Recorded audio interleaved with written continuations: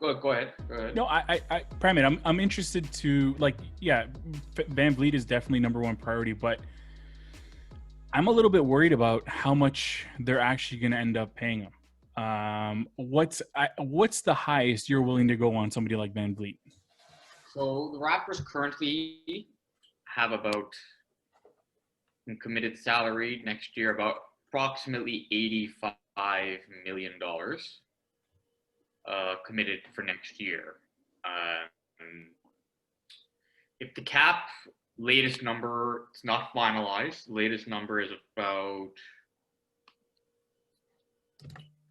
what are we looking? We were looking at 115, but it looks like it's going to drop even more.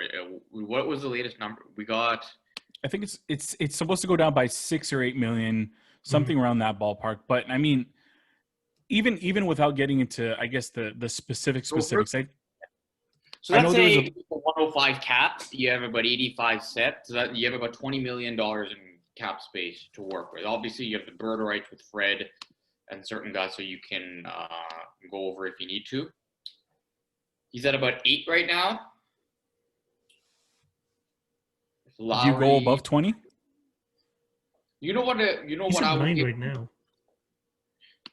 This is going to be so I remember the first extension Lowry signed with the Raptors in 2014.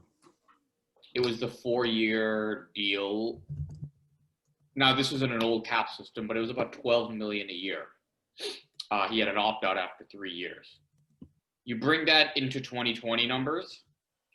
So I don't know, 12 million back in a 80 million cap era to a 105 million cap era will take you to what, 15, 16?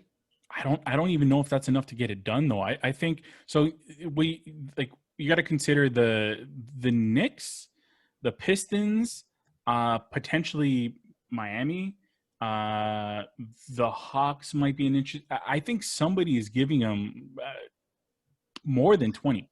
You think somebody's going to give him a max deal? I think so. Enough. Yeah. Sorry. Go ahead. Yeah. There's somebody who's going to be so desperate that, Fred is the one out there. We've both looked at the free agent class. There isn't a lot out there. Fred is probably one of the more interesting names. And when I look at it, so I know there's a Blake Murphy article in The Athletic where he was speculating how much we could, and this was from early on in the season, how much we could actually give Fred, depending on, a few things, what Pascal's situation is, because I think Pascal's contract escalates if he makes, and I don't know if this is going to happen, but like first, second, third team All-NBA. So I think he was saying like somewhere around 20 million is what, like the top end of what we would be able to give Fred. And honestly, I think if we want to keep him, I don't know if he's giving us a discount. He did say something earlier on in the season about, this is a little bit of a different year. This is a strange year. And he might be willing to go shorter term or accept a little bit less money. But I mean, to be honest with you, I think it's gonna be at least 20. It might be. Now they have the bird rights. They can go over the cap and avoid the luxury tax. And these are things that we have to look at, like what the salary situation moving forward. And Lowry made an interesting point at his end of the year when he met with the media after Game 7. He basically declared Fred the future point guard of the organization. Yeah, and I love Fred. I was the first one when the Raptors brought him in to Summer League at Wichita State. Like, as soon as I saw the name, I'm like, I love this guy, because I remembered him when he played against Miami in the tournament. Go Canes. And like, I've been a big Fred supporter since he was with the 905, since they brought him up to the Raptors.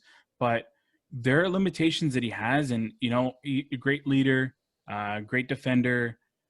But offensively, there are just some limitations, and they showed like that final shot. You could see it there. Like, I mean, it's one shot. I'm not gonna judge a guy off of one shot, but I just think paying him that much money is a little bit scary.